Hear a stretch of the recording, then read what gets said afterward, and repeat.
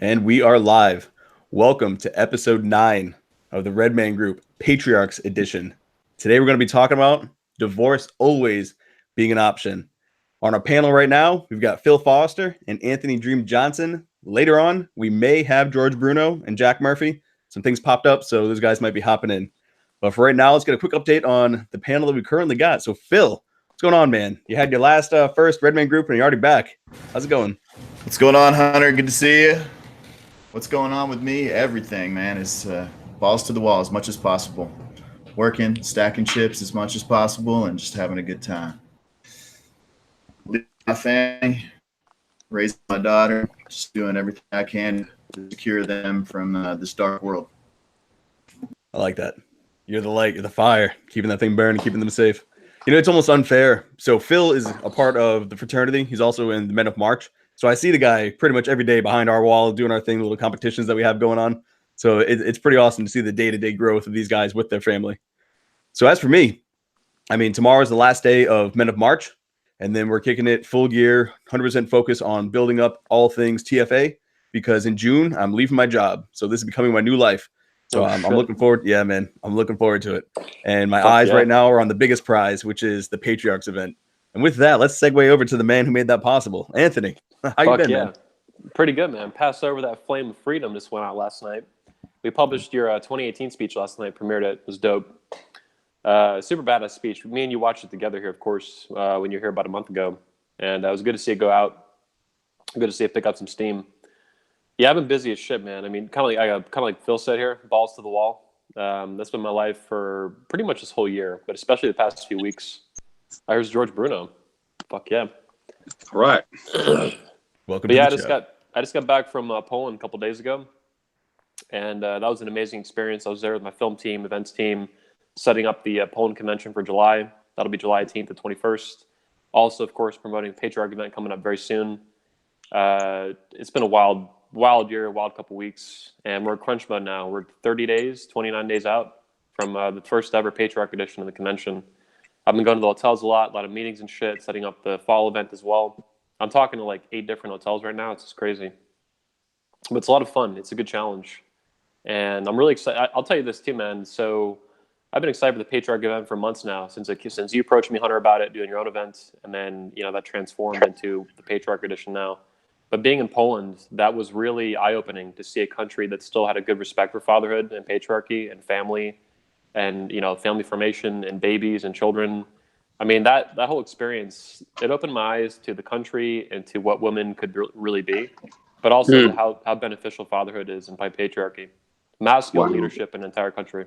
Really motivated, lit a fire in the mass is what it did. Yeah. That's what I got going on. Yeah. Oh, yeah. So if you guys don't have tickets yet, those are still on sale. There's a link in the description. Support Redman Group, and you get a ticket to the Patriarch edition. We're still accepting volunteers as well.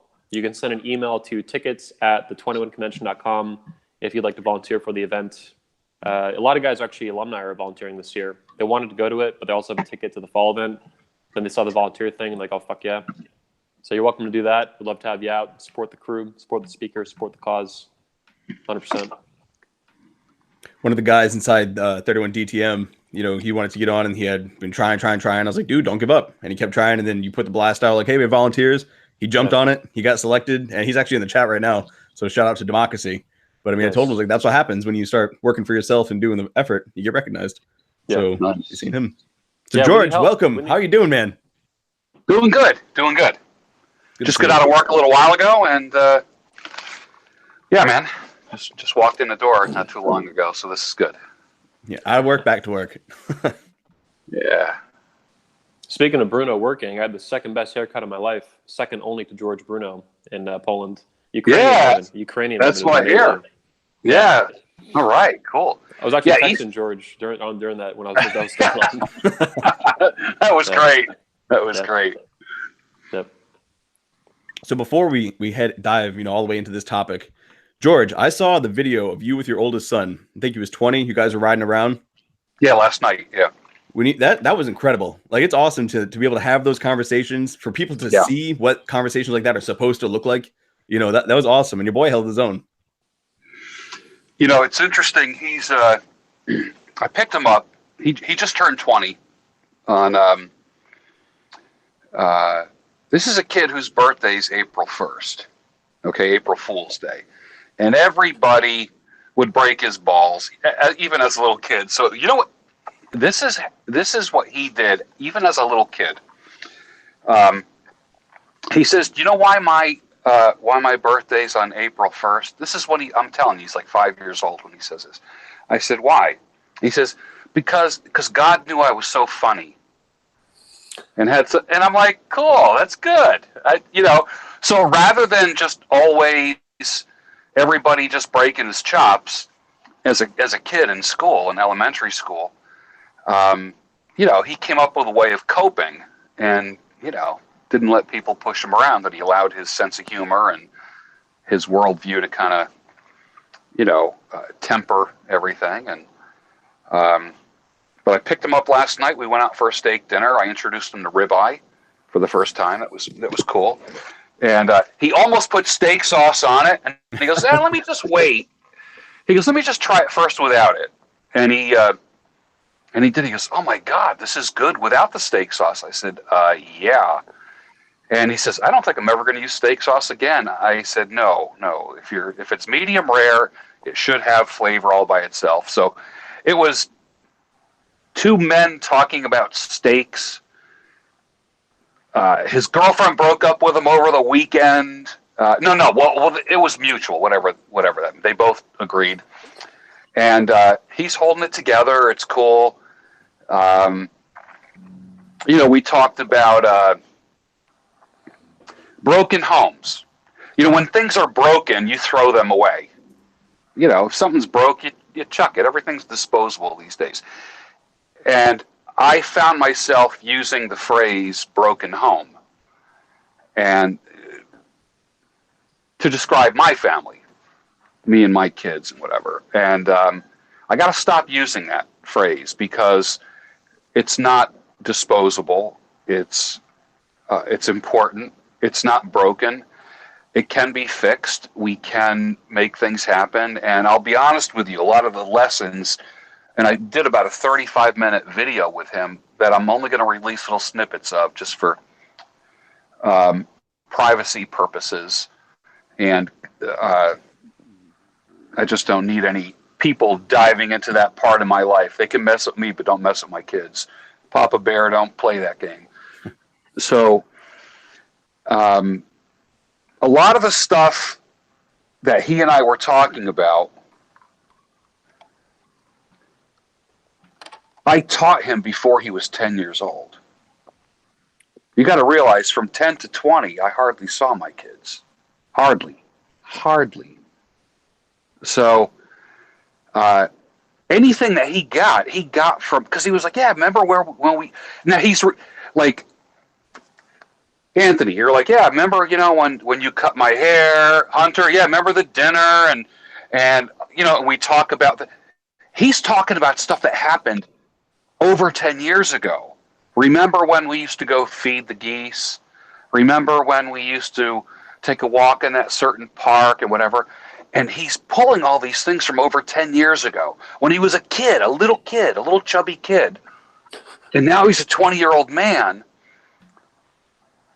And I see character in him, but that was all put into him before he was 10. That just blew my mind last night. It blew my mind that, well, for the past 10 years, I don't want to say I've been absent, but I certainly did not have much of an impact on him in the past 10 years. But I did in his first 10 years. And those are probably the most important, George, when his brain was like a sponge, yeah?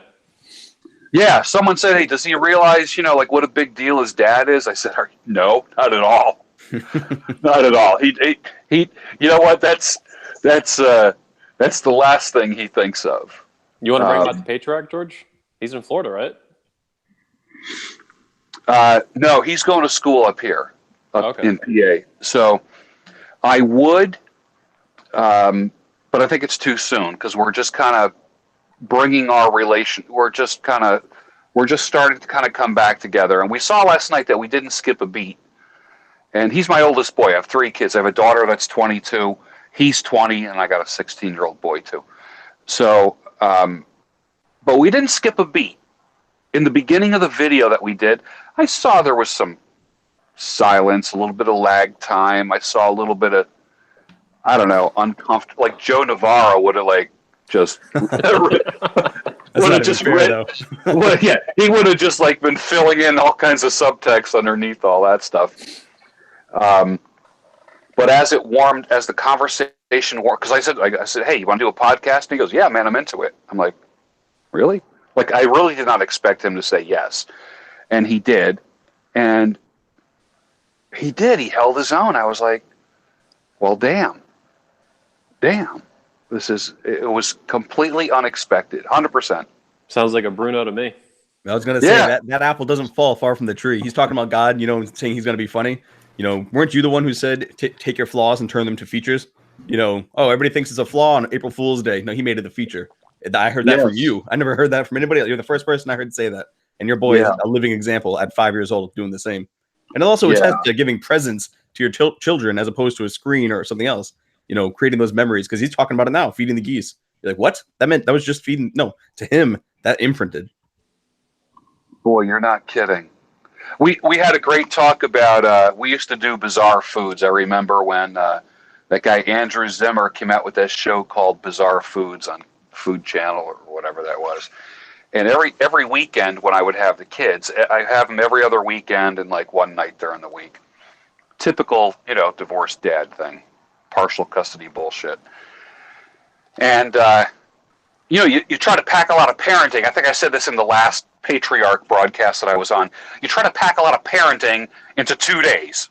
So it's like, from 5 to 7 we're doing this, from 7 to 9 we're doing this, and then we're going to sleep from this time to this, and it got to the point where my kids were like, Dad, can we just like fucking chill? Just like, we just want to chill with you. Let's just go like feed the friggin' ducks, man. You know what I mean? I'm like, all right.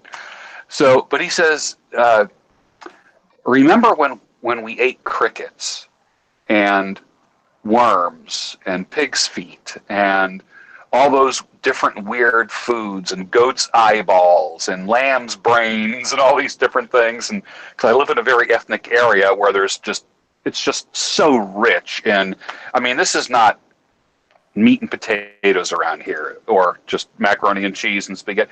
There is just every possible international cuisine you can find. And I found it all and I had it. Even at the risk of being abusive, when I should have been giving them, macaroni and cheese and canned vegetables, I was like giving my kids friggin' oxtail and curried goat and eating with fucking chopsticks, So it was great. But those are the memories that they have, and I'm really, I'm happy that I have them. I don't regret any of that stuff. So yeah. I think the message that you're having this relationship with your son is going to be very, beneficial and kind of a candle of hope for all the men right now who aren't having that relationship with their kids or who are separated and they only get those 2 days.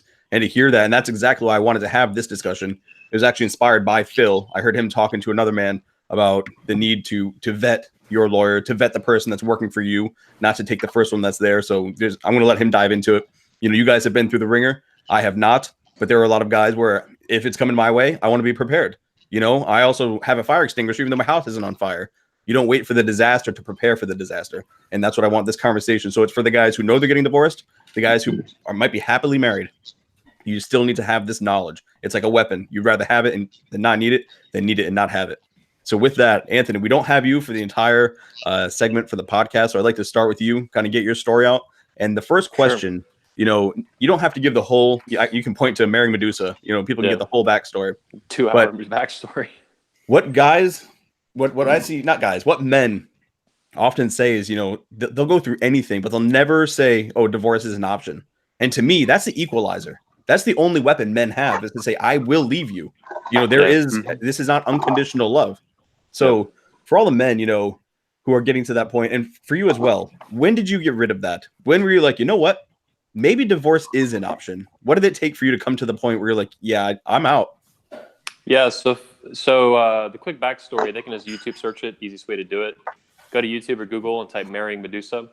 You'll be able to watch it anywhere in the world except Australia. Somehow it got banned in Australia, which is kind of weird. It's 2-hour backstory how I married a hooker in Vegas on accident. Crazy psychopathic hooker, did a lot of crazy ass shit. Hunter knows a little bit more of the backstory that I've said off camera, but on camera at the convention I gave a little speech on what happened. It's fucking nuts. It's nuts what you hear, and then the whole story is crazier than that. So I'll leave that at that. But holy fuck, man! It's a fucking rabbit hole. Yeah. And that's a very popular speech. It's my most popular one I've ever given at the convention. Most of my talks do like 40,000, 50,000 or something like that. That one's done almost 400,000. It's a cool talk, Marrying Medusa. Check it out. So philosophically, a couple things happened before her and I got sort of married, private married, I called it. 3 things. So I was involved, obviously, through the convention with the pickup artist community. I was involved with the men's rights community. So my involvement a little bit with the men's rights community, my involvement and awareness of those 2 communities, they prevented me from getting legally married. I didn't understand in the West what the exact problems were with marriage on a social, personal level, but legally I knew it was fucked. There's so many dudes in the pickup artist community and men's rights that got fucking hosed in family court and divorce court. I knew there's something really wrong with it. And they would come in the pickup artist community screaming like, do not get married, do not get married, do not get married. And a lot of guys who are blue pill in the pickup artist community would kind of brush it off like, oh, they're just bitter. And I'm like, man, there's like something really consistent with this. Like there's something fucked. And the men's rights community kind of helped me, understand what was going on with that. Things just gotten jaded with all the laws and all the shit like that. But philosophically, I also found the philosophy of objectivism.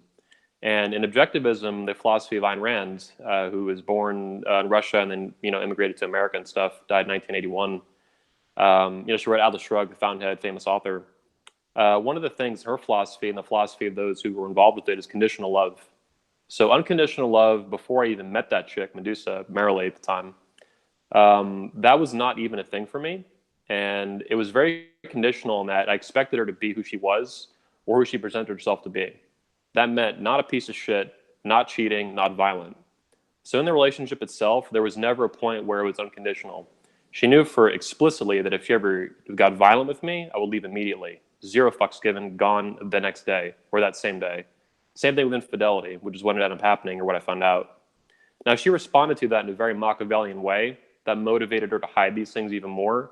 But nevertheless, there was never in my head, there was never like, I'm not going to not get divorced from you no matter what. It was, I'm not going to break up with you or divorce you or split up unless you fuck up in these major catastrophic ways. And if you do, I'm gone immediately, which is what happened in early 2016 when I found out about the cheating, the prostitution, like all this crazy shit. So fortunately, due to just, reading books, searching, growing as a man, doing the convention, I got involved with enough philosophy, enough men to weed out some of the blue pill things, some of the soulmate myths, and some of the unconditional love stuff where you just love someone indefinitely, no matter how much of a piece of shit they chose to be, actions they chose, agency they took or didn't take, all that shit. So divorce was always an option for very specific things like violence and infidelity. And the second that shit hit, I was gone. And typically with women like this, it's always the case anyway. They act in ways that make a relationship impossible. Chicks with cluster B personality disorders like this will always find a way to fuck up a relationship. It's an entire theme of their life. And there's probably a lot of guys watching this who are getting divorced or have been divorced from a chick like that. These chicks are known to be, married many, many times, get divorced many times. Medusa as well has been, fuck knows what now. She got married a few months after we split up with some Ecuadorian dude or some shit. He's dead. Yeah, he's probably dead. There are guys. The problem is, the men listening to this, they're kind of lukewarm. That ice is starting to melt, and they're starting to like, all right, maybe these guys are onto something. The guys who need to hear this the most, the ones who are looking over it and saying no matter what you did, they keep on coming back and they keep coming back saying, oh, I won't do it again. Maybe next time. And these guys, they're like, oh, okay, and they keep taking her back and taking her back. And at some point, they're like, I just want to shake them, man. And you're like, come on, you got to snap out of it. But it's that blue pill mindset. They've got that Disney fairy tale. And a lot of guys, it's their religion. It's I said the vow and I'll put up with anything. And it's almost like they use that as a cop-out, an excuse for inaction. Interestingly, me and Medusa both were raised Catholic. I was baptized, confirmed, confirmation, the communion, all that stuff. And they say, like, once a Catholic, always a Catholic. I'm not a Catholic myself anymore, but I was raised that way. So even in that case, though, Catholics have like a very specific set of circumstances under which they will facilitate divorce. In America, it's pretty lax, but in other countries like South America and down there, they're pretty tight with it. And Medusa, and my sister looked through it because she's still Catholic, and Medusa hit like every single one of them. There's like, I don't know how many items there are, like where you can get divorced, and like all the shit she did was like, triggering with that. So even in certain Christian faiths, there's definitely ways that you would trigger divorce, and you have every right to do so, as far as I understand. And in my case, if we had both been practicing Catholics, she would have hit every single nail on the head. So, and a lot of guys should look into that, I think, if they're that faith. On this line, we got a $10 super chat that said, "See you men at the Patriarch. It took the red pill getting rid of the fear of failure blue pill mindset for me to realize divorce must be an option. If your wife doesn't respect you, your kids never will either." Yeah. And we also got a $20 donation by HDJ Redline. Appreciate it. All the money helps go into fund all these things Anthony has going on. Fuck yeah. Awesome. Appreciate the support, guys. Fuck yeah. The guy's point is perfect, though. Young and blessed. He's on the money. If you don't respect yourself enough, your children see that. And that's actually one of the things I wanted to cover. But before we get into talking about, should you stay together for the kids? Phil, I'd like to hear your process of not only when you made the decision that, all right, this is done, I've had enough, but also how you went about the process of finding someone. Because I want to let you tell your story, but you made out great, man. And I think this story you're about to tell is the reason I wanted this to be the topic of the episode, because this is what men need to hear. They need to be armed with the knowledge you're about to drop. Yeah, I'm pretty much an anomaly in America. So I was married to my ex-wife for about 7.5 years, and cluster B, BPD. I mean, she was just completely crazy. And, I put up with her crap for, 3 years of just browbeating, dead bedroom, nagging. And one day I just finally woke up and said, enough is enough. And I just started handling everything myself. So as far as that goes, I'm talking everything from A to Z. She was a ghost to me. And we just basically started cohabitating. We had a daughter together, and she was young at the time. She was 5 years old. And when I finally decided to go ahead and pull the trigger on the divorce, it was on Father's Day, believe it or not. And we had a big blowout right here in the hallway. And she says to me that, well, I can't do this anymore. And I said, you can't do what? I'm doing everything already. I'm taking care of everything. I'm taking care of our daughter. I own my own business, so I'm very fortunate. I don't have to work in an office. So, I'm fully responsible for the child. I'm taking care of the house, groceries, bills, everything. So what is the point of you even being here? And so I moved her out. And in doing so, I started strategically interviewing attorneys in the area where I live. I live in Dallas, Fort Worth, so it's a huge market. And I started vetting attorneys, and then I found my attorney, which was Mark Lane, and basically he's about he's shorter than Hunter, believe it or not. What the fuck? Why is that the baseline? The baseline to that gentleman really is he had little man's complex. And so when I started vetting attorneys, I was looking for a guy that wasn't going to settle for anything. And if you're getting ready to go through a divorce, or if you're really considering divorce, you need to vet these guys, or if it happens to be a lady, which I do not recommend, you need to vet them and make sure they're not going to settle and just lay down and say, oh, well, that sounds good. We'll take that deal. So I got him on the case, and I started setting my ex-wife up about 6 months before our separation, because I saw the writing on the wall. I mean, we all can see it, kind of like, Anthony was discussing in his situation with Medusa. You can see the writing on the fucking wall. And so I played her a little bit. And first thing was, well, her attorney sends a letter over to mine. Oh, he's doing drugs. He smokes weed. Well, that one worked great. So my attorney calls me and says, hey, you been smoking grass? I'm like, man, I don't smoke weed. He goes, excellent. I said, what's going on? He goes, well, they say you're doing drugs, so they're going for full custody. I said, perfect. He goes, so we're going to go ahead and do hair, skin, and nail and urine testing, random. Well, she comes back hot for amphetamines. She was abusing Adderall. So that was the first strike. God. That was the first nail in the coffin, and she brought that on herself. You see what I'm saying? And then we've continued to go through the system for almost 2 years here in Texas, and every time she came at me, it was no, no, no, and then we just we played the money game with them. So, gentlemen, here's the deal: if you're thinking about divorce, stack some chips on the side, and as shitty as this is going to sound, don't let anybody even know that you even have that money, and that's because that's what I did. I just started paying money and paying money and paying money, and it ended up being a money game in the end. I ended up, in my situation, thankfully, I beat her so bad in court that I ended up keeping my home. I kept my business, no alimony, no child support. She carries the insurance. I got 50-50 joint conservative custody of my daughter. Of course, our daughter goes to private school because I don't trust public schools where we live. And so I've got her locked down to, she has to live within 9 miles of the school. So when the divorce was final, this individual completely lost her fucking mind. Okay. And my lawyer looked at me and he says, 2 things are going to happen. Your ex-wife's either going to step up and be a mom, or she's going to step up and be a party girl. There's 2 things that's going to happen. Well, we all know through our wet red pill teaching what happens. They hop back on the carousel. It's still going on almost 10 years later, gentlemen. It is still going on. Damn. So, yeah, like literally my daughter came home today, and she says, you know, my mom colored her hair purple. So I'm dead serious here. I'm dead serious.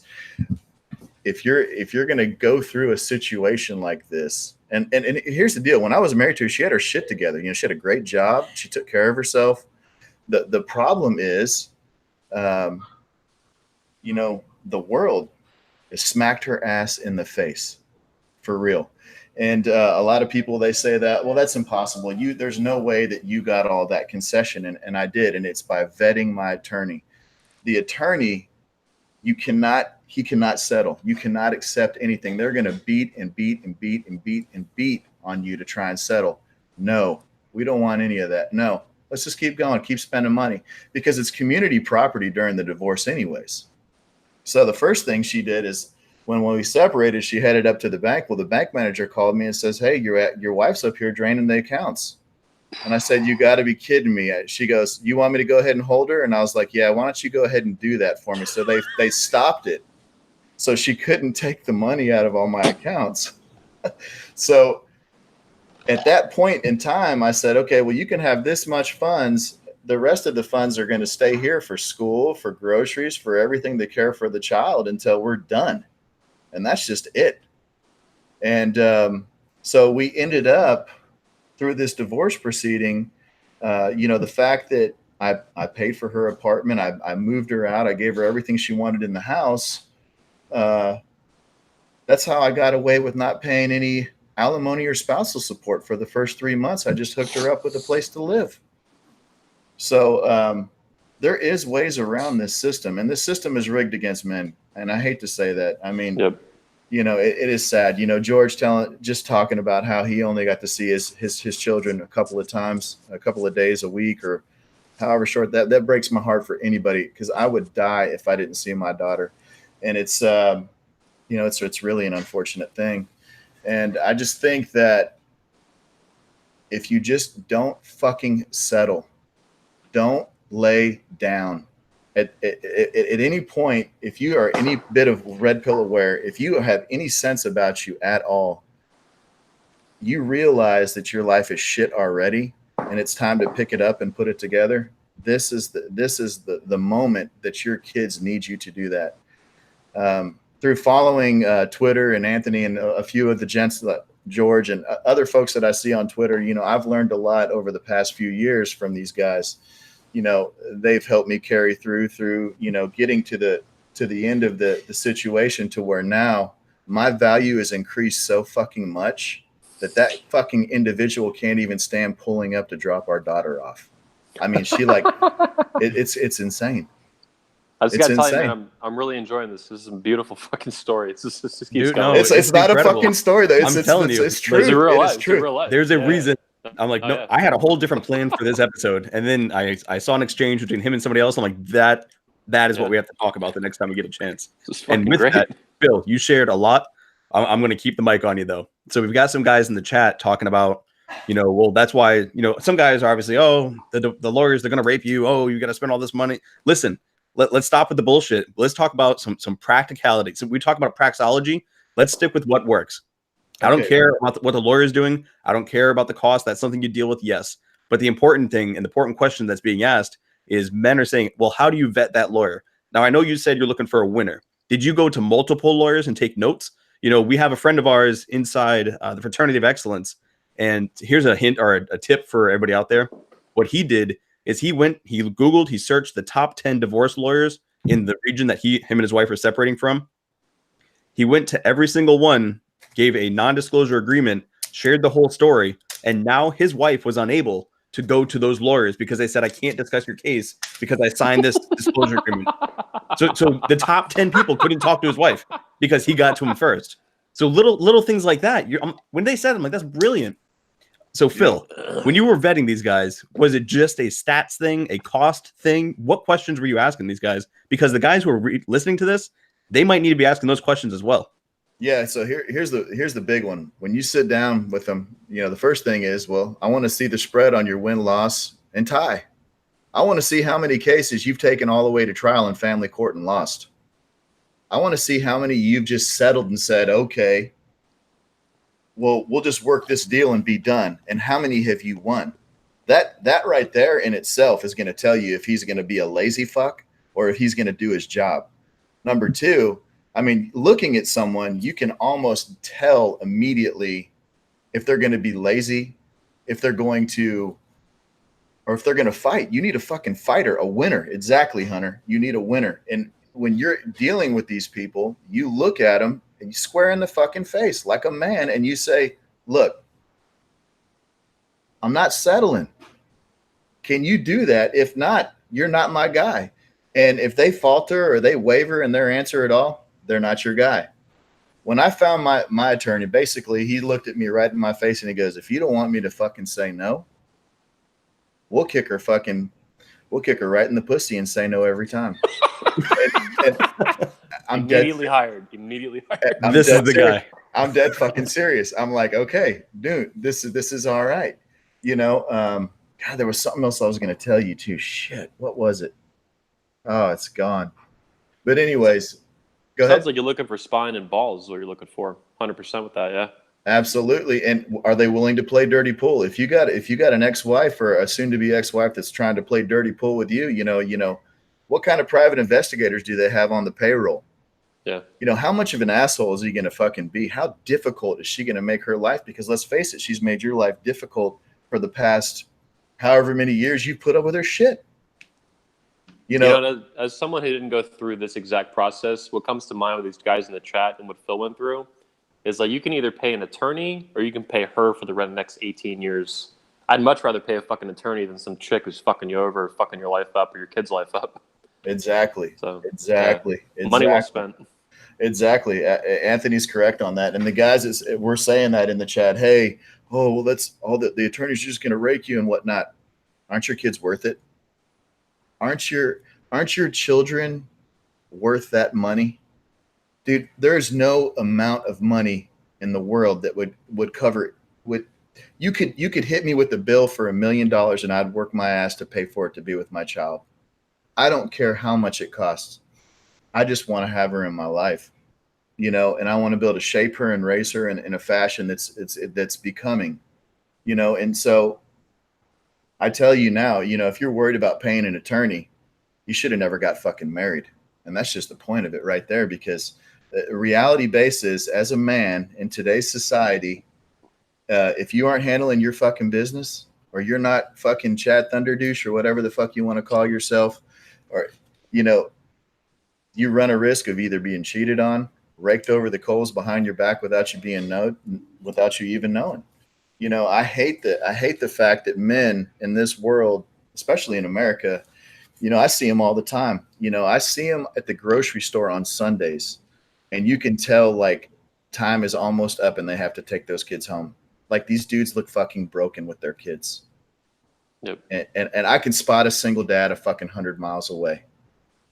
And I hate that. I hate that for my fellow man. I fucking hate it. You know, but I will tell you this, if you are going to go through a divorce, you know, work on yourself, improve yourself, lift, get around some good guys, you know, get a support system. You know, your family's not going to understand it. Your peers aren't going to understand it. And then of course, you know, all the, oh, well, she was such a nice girl. How could you do that to her? Let me tell you something, guys. Let me tell you something. They aren't living your fucking life. You have suffered with that individual. If you're going through that divorce, you're going to go through it. But it doesn't matter how much money it costs.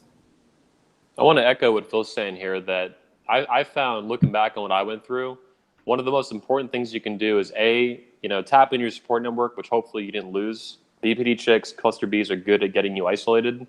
Fortunately, due to my company, I did not do that. I had guys like Socrates. It took me in immediately. A lot of the speakers were very supportive. But on top of that, what was I going to say? Lost the train of thought here. It sounded good. No, it was good. It was very good. One of the most important things you do is tap into your support network. Number two, you need to ignore a lot of advice. You will get, and in my case, I got a lot of purple pill and blue pill advice. There's from family and friends and shit like that. Even a couple speakers back then, PUA guys. And looking back, I did a good job of ignoring most of it, but I still took some of it, and that slowed down some of the things that happened. You really need to ignore, though, like Phil's saying, people just give you shit advice. When you're going through it, they're like, oh, she was a nice girl, da-da-da-da. Bullshit. When the mask comes off, for whatever reason, whether she's a cluster B or not, just being a fucking asshole or something, no one is in the zone with you on that. And they're looking at it from their perspective, which is super distant probably, right? Even if they're a little bit, know you guys, like they're not there in the thick of it. And you need to really, you need to not just take good advice, you need to ignore bad advice, which Western culture is fucking filled with for an event like this. Whether it's from a religious angle, overly religious, so, you should never leave her no matter what, even if she's rampantly fucking cheating behind your back or getting violent or fucking who knows what, right? Ignore, get that advice out of your head, out of your life. Unless they're red pill dudes. If they're red pill dudes that you know from this space or something similar, you're type with that, go for it. Outside of that, be very skeptical of what you hear. People give you some dumbass advice. There is and the whole world will tell you how fucking terrible the red pill is and how toxic all these men are.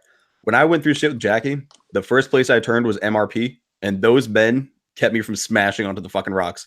Every single one of those men were there, and these are the tough guys. I'm telling my story. I'm kicking ass. Nope. When one of the brothers fell, they were all like, "Hey, man, let's go. Let's stay focused on what you can control. Keep your eyes up, dude." And there's I have no words to give every single one of them, because it's one of those things where you don't know where you would go if somebody hadn't grabbed you immediately. Like what happens, So I'm glad every man continue to develop that brotherhood and those friendships. And that's why it's so important. It's not for, hey, cool, let's go 21 con high five. It's also for like, hey, shit's dark and I need to talk to somebody about some real shit. Yep. Yeah, most men, I think, will project their own life experience onto you, which in like 95% of cases is going to include blue pill bullshit. That's why you need to be so skeptical of what you hear. With few exceptions, like guys in MRP or the red pill or something like that. The manosphere, is kind of a mix, like outside the red pill is kind of a, mix up. But yeah, you need to be very skeptical. Most guys they're going to project what they've been through and whatever, bullshit they believe, which in most cases is not good. They have not been, like the guys like Phil that have been through this successfully, that, got their shit together and got out alive and really well. That's not normal. Most guys get put through the ringer, or they just, they die slowly for the next 30 years and they stay in it rather than get out and live like he's doing. Yeah. And that's why I said I was an anomaly, complete fucking anomaly, it's bad. I mean, you got two choices. You can either lay down and keep sucking shit, or you can pick yourself up and improve. And that's what it is, really. I mean, at one point before I filed for divorce, and I was the one that filed, I was actually physically sick 9 months out of 12 for the last year we were together. That woman had me so bothered that I was constantly on antibiotics. I was sick. Fuck. I was just broke. And, it's at what point do you have to say, hey, what the fuck? What are you doing, Phil? Wake up. And unfortunately, I didn't know the red pill before I got married, because if I did, I wouldn't have married her.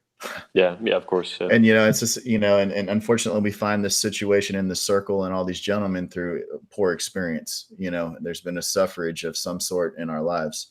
Yeah. And I just think that god damn, there's no way. But as you go through your divorce, if you continue to improve yourself, improve your value, and you do the right thing by your children, and you do the best you can for your kids, things are going to be okay. It may suck right now, but wait a year, wait 2 years, wait 5 years. I mean, Yep. Things change, people change, but 9 times out of 10, if she's a whack woman like my ex-wife was, they never change. They get worse. Yep. But while they're getting worse, you're improving. And I was actually just about to bring this up, and I wanted to hear your opinion on it, George. It is the men who they try to play the martyr. We're going to stay together for the kids. And to me, that's dying before entering the grave. You're repressing everything about you. You're not doing your hobbies. You're not finding joy. Food turns to ash in your mouth because you're with someone that just makes you loathe yourself, all for the kids. But I think that's just as toxic for the kids as well, for them to see that play out. Phil's talking about things a year after the divorce. Well, you're improving. They'll see they're happy. That maybe they don't see him as much, but they see a man who stands back with a fire and wants to go out with them, wants to do things and share his flame, in their soul. So what have you seen with that, George? I ruined your pipe session. I'm sorry, man. He's on mute. George, you're on mute, man. Hunter, I think you can manually unmute him. 1 second. In the meantime, I echo what you said, Hunter, 100%. Kids want to see their parents together, but they don't want to see them miserable. And hiding behind your kids like that. I never had them, so it's hard for me to talk, but I'm sure it's a delicate balance. But yeah, just dying slowly in front of them. And I'll touch base on that a little bit while we're waiting on George. It hurt our daughter. She was very confused for a long time, and fortunately with the private school, smaller classes, a really good core group of friends that she's grown up with from 2 years of pre-K on up, she had that support system in place. In public school, I don't know so much. My folks were really involved, but I had a lot of people to circle back around while we're waiting on George to, like you're saying, Anthony, they give you crap advice. Why would you throw your marriage away? Why would you do this? Why? Dude, I had people try to tell me to make things, make up, have her go to therapy and all this bullshit. And she admitted to cheating for 4.5 years. I'm like, get the fuck out of here. And I was like, I couldn't believe people were telling me this to my face. I'm like, are you fucking retarded? like done. There's once, never mind dozen. Who knows how many times, right? Yeah, there's no way. George, I think you're back. Yeah, all right. I had the worst case scenario that I still won't share because there's still an active case going on. I came to the conclusion, and I did a lot of fighting in court, and I had a pit bull, but I was a guy who never had so much of a parking ticket before.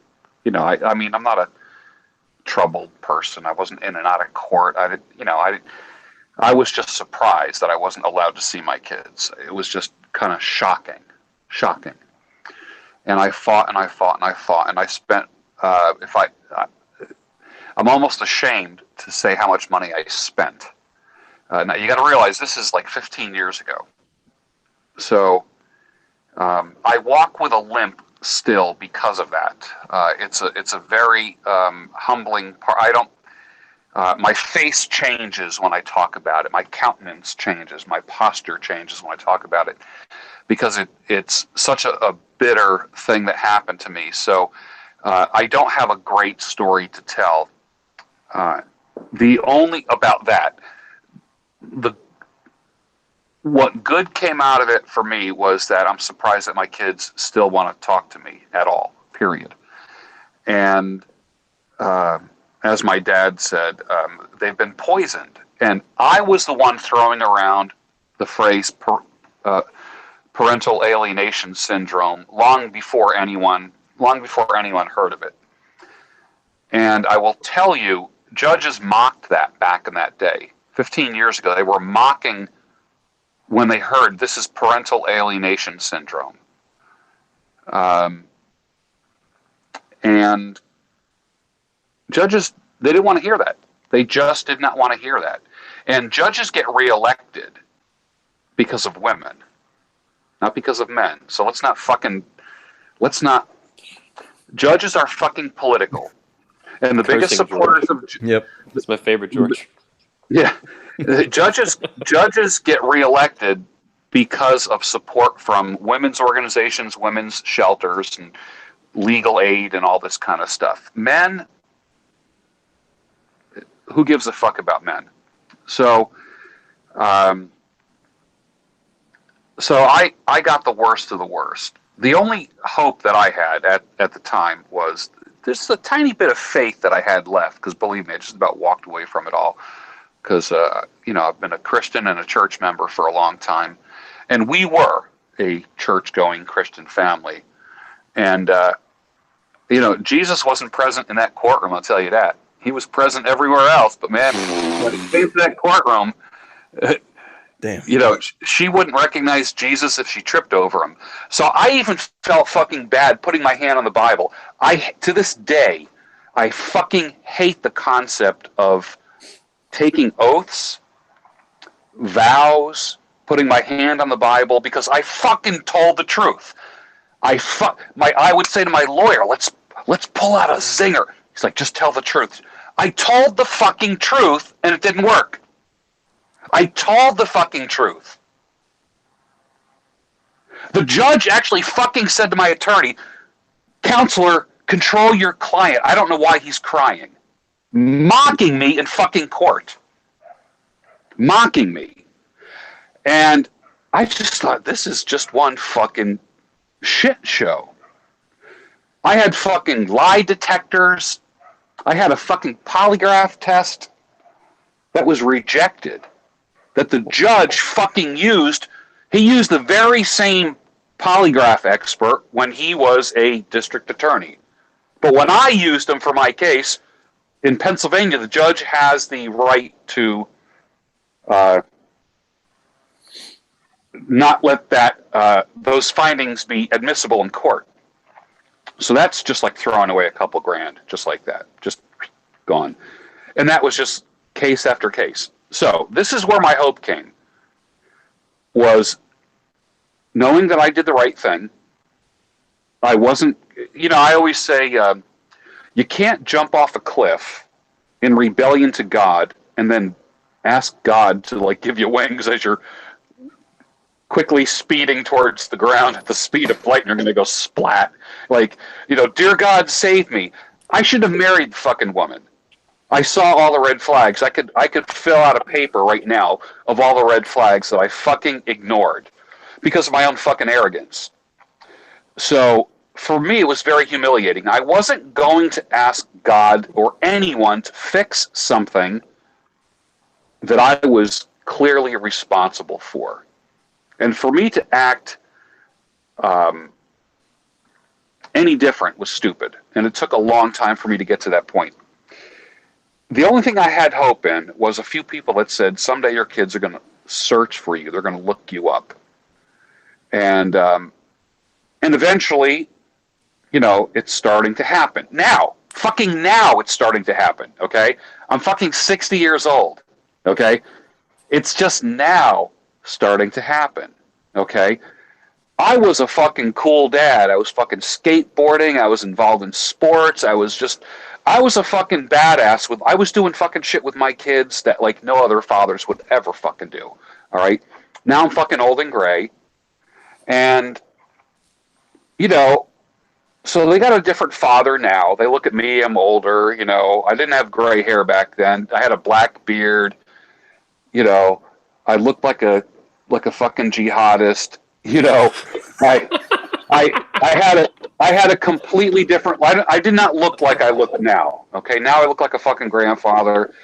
Back then, I was full of piss and vinegar, standing up for my rights. These are my kids, motherfucker. You know what I mean? And None of that worked. Okay, so the only hope I had was that they were going to come back around. So my thing was, save yourself right now, George. Save yourself. Save your own mental health. Suicide is not a fucking answer. Losing yourself in drugs is not an answer, although I contemplated, my God, so many different things. Various like, I'll tell you what, man. Contemplated. Yeah, exactly. But I will tell you what, the only thing that keeps you going through that hell, when there's no hope, is you got to just pull your fucking self up by your bootstraps. You got to just fucking do it. Yeah. You got to just fucking do it. You got to hit the gym. You have to fucking hit the gym. It's the only thing good you're doing for yourself, because everything else you're doing, everything that you do, every other knee-jerk thing you want to do is negative. Like, you want to drink, you want to get high, you want to fucking escape. It got to the point where, there was a revolving door on my bedroom for a while, and I just got fucking tired of just, like, literally pulling the blonde hair out of my hairbrush so the brown hair girl wouldn't see it. And notch count went way the fuck up. I just rolled over a lot of hearts. I feel sorry for a lot of people, a lot of women that I met during that time, because I was acting out. Although I look back now and I can say that back then I didn't give a fuck. I just didn't. And that's what I call, like, the heartbroken heartbreaker. It's like we hurt other people because of our own pain and shit like that. But I didn't give a fuck. I didn't care. Yeah. I just did not give a fuck. And honestly, George, those women probably enjoyed that. Yeah, broken by it, but they probably got a real fucking ride out of it. Oh, absolutely. I bump into people now, and I see a little sparkle in their eyes and shit. They're still flicking the bean over it, man. Exactly. I look at my nightstand now and I see, like, a pair of earrings. I'm like, where the fuck did these come from? And you know how, like, chicks will, like, halfway through the act, they take off their jewelry. Here, let me take this off, and I put it, like, on the nightstand. I'm, like, still finding, like, shit, like, from 15 years ago. They did Lost and Found box. That's what I do. Yeah, exactly. They need a reason to come back. Yeah, exactly. So, but after I went through that, now I didn't go like MGTOW or anything like that. I didn't want to fucking retreat, and just become a eunuch forever.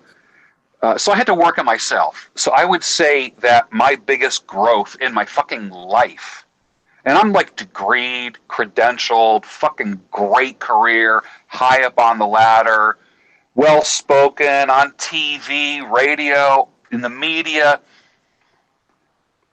and all of that came crashing, and I only got it back because of the pain. Like, use the fucking pain, use the fucking confusion and the disappointment to arm yourself, to make yourself better. Not to beat, like, an overused phrase, but just to be the best fucking version of yourself.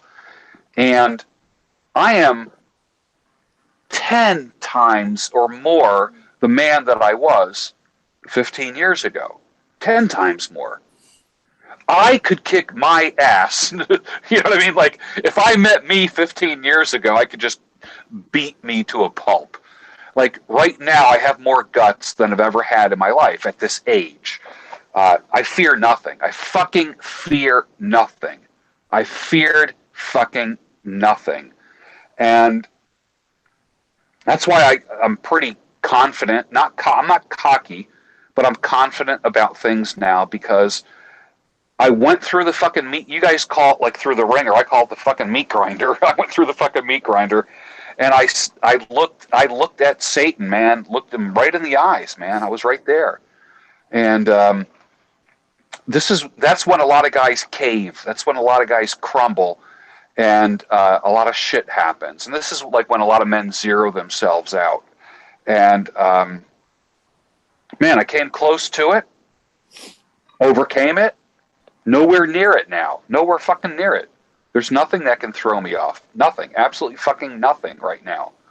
I mean, I've been there, but so how now do I relate to my kids after going through all that shit? Very humbly. How do I approach women now?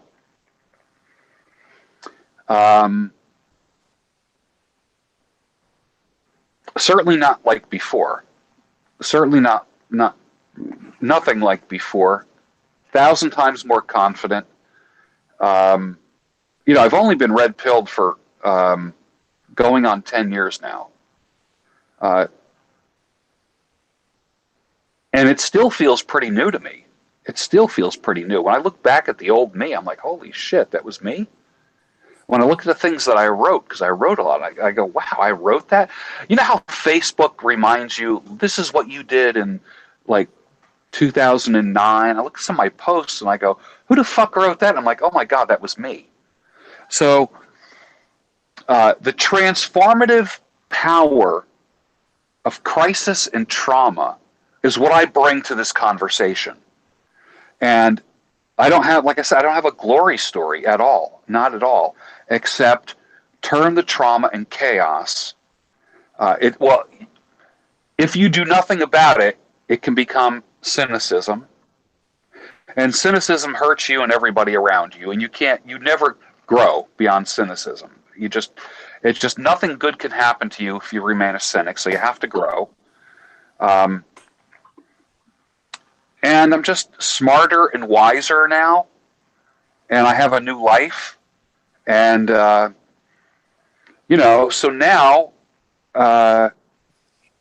because I didn't have a chance to like raise my kids the way that I wanted to, maybe I'll get a chance to raise my grandchildren that way. I don't know.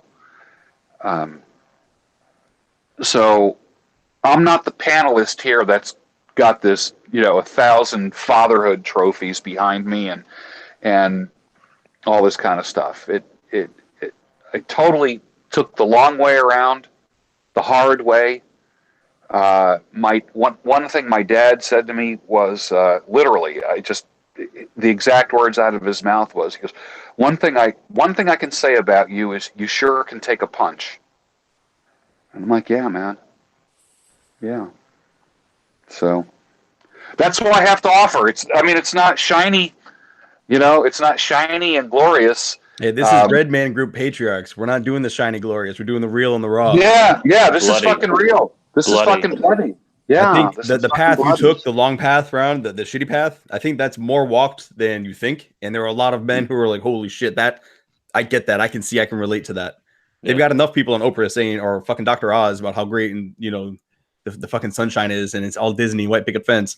Okay, that's great. What about the guy who needs somebody? And that guy, when it turns to taking the pain he's feeling and using it as fuel or an anchor, he might have heard what you just said. And he's like, hey, I remember George talking about this. This fucking sucks, but I can make this anger my fuel to go. Yeah.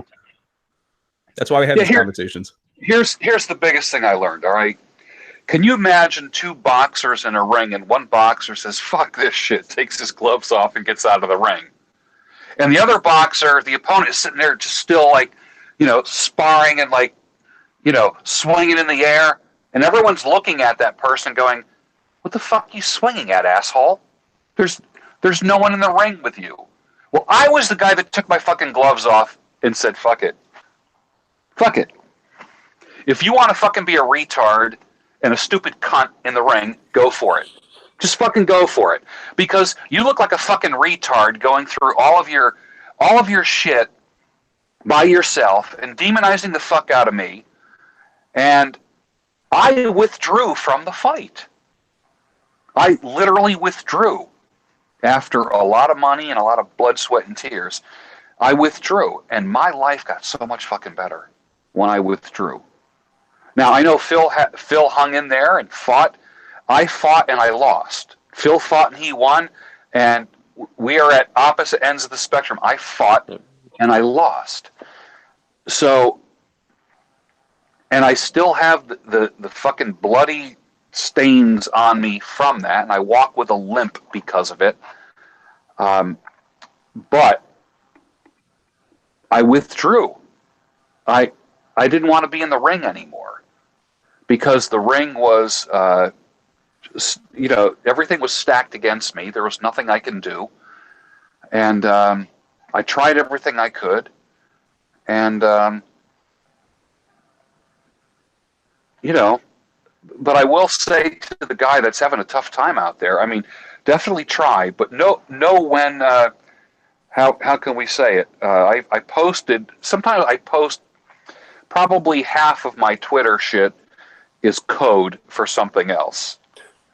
And last week I posted something like, "You have to know when to hold them, know when to fold them, know when to walk away, and know when to run," from the Kenny Rogers song. And I knew when I had to just fold them and run and get the fuck out. George, I got to add too, it's stories like yours and Phil's that are for the young guys listening, for any that are listening, these stories, both positive and negative, right? It's a huge win and a huge loss. It fucking sucks. Yeah. They're the exact reason I was able to avoid like the vast majority of this shit. I still had a very painful, very sharply painful experience. Obviously, it was really traumatic and a big heartbreak. Yeah. But I managed to walk away with no alimony, child custody issues, STDs, anything like that. I got away, whether I was blessed or lucky or whatever, independent of that element, I was educated by men like you. Not literally you, but men like you in the pickup artist community, in the manosphere, because I heard shit like this. And I was like, there's truth here. And it's not like, oh, you just picked the wrong woman. No, like there's something fundamentally wrong with the system we're operating in. And I really appreciate the guys like you exist and speak up, because there's a lot of young men that need to listen to you guys. And if you don't, you're going to get fucked. Much harder than I had. My experience is mild compared to what you guys went through. It was sharp and painful, but I'm over. It's 3 years now. I'm over it. You guys, this is blood you have on your face, on your hands years later. It's blood you didn't want, but you fought and you won or you lost and whatever, and you're still alive. Yeah, fuck yeah. But I just appreciate the education, man. People need to listen to that shit. And I think I'm unusual in that I did. And most young guys were just so fucking arrogant. Like, I'm an arrogant asshole, but I wasn't arrogant enough to ignore men like you. I was like, nope, these guys are older, and there's a reason they're fucking saying this. So for the young guys watching this, you need to fucking listen. Do not fuck up. Listen to the stories. Don't make the mistakes these guys made. Or me. I made Hooker. Me. And I'll add a little bit on that too. Is even though it seems like I won, it still was a losing deal, because it caused a lot of pain to my child, and I had a lot of anger. Even though I walked away with what I walked away with, I was very angry. It took about 3 years to really let the anger. Like, every time I saw her, I wanted to fucking choke her. Soccer games, school functions. And I'm like, so I've got skin in the game, and I'm taking care of everything still to this day. And, but I've grown as a human being and as a man to go, she's a fucking a ghost to me now. Yeah. But it used to affect me. It's kind of like the school lunches, right? So in the divorce decree, on her time, she should pay her school lunches, right? She hasn't since we've been divorced, but my daughter still has to eat, so I fund the fucking account. Fuck it. You know what I mean? Soccer uniforms, school uniforms, field trips. Goddamn field trip was $2,000 to New York this year. Did she kick in on that? Fuck no. She didn't kick shit. She has zero skin in the game. So basically, at this point in time, as hurtful as this sounds, she's pretty much a fucking taxi and an egg donor for my child. Yeah. And I look at her and how she behaves now, and I go, what the fuck was I thinking to begin with? Was I like this? Did you have a fucking burqa on my fucking head, Phil? What were you doing? You know what I'm saying? And to hear George, to hear your story, man, that sucks, man. And my heart breaks for you, man. I hate that. And I hope that you guys can flourish as a family, and I hope that you guys really spend some quality time together. Phil, if she was BPD and stuff, though, I mean, she got in your head, man. That's why it's still kind of like, what the fuck happened? Like, it's some real warfare, man. Psychological warfare. They're really good at it naturally. Oh, they get in there, man. She fucking manipulated me to the goddamn point that it was fucking crazy, man. There's a reason there's story. I mean, I called it marrying Medusa in my speech. There's a reason for that. These are the sirens and the succubuses and the Medusas and shit. There's a reason these things have played out like this in history and like, you know, fairy tales and shit. They come from real life stories like this that happened, you know, 1,000 years ago or whatever. And then they, you know, dramatize it into a story. It comes from real life. It's inspired by real events. You know, guys might look at your story now, this video, 500 years from now, make a story out of it or some shit. Who knows? That's how it happened. I'm serious. All those things. It's so crazy. It is the craziest thing. You know, and go ahead. I was going to say there's unique challenges, and Rule Zero Dad, he brought it up as well. You know, the burden of performance that men carry. You know, we are the more romantic of the sexes. We do carry a load to get things done. Whether we like it or not, you've got to go do certain things.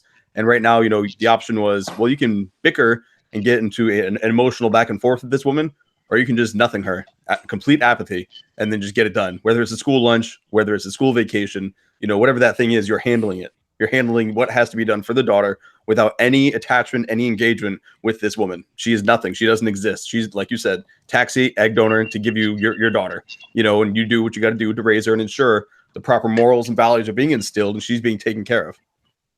Yep. Hey, Hunter, with that, I got to go, man. I got to bounce. It's good having you. And I got some shit. All right, appreciate See you later, the time, guys. I look forward to seeing most of you guys soon. Phil, let's see you at Patriarchs, maybe? No, you'll definitely see me in October, brother. Okay, sounds good. See you guys. All right. Later. Preach, Later. preach.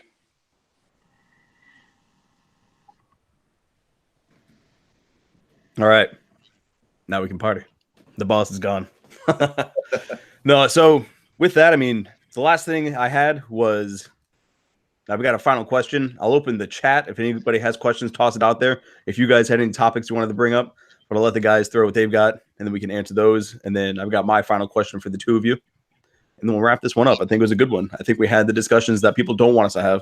I think this is why the TradCon community fucking hates me, because they're like, you're not supposed to talk about that. Well, let's not have anything off limits. Let's talk about all the things having to do with patriarchs.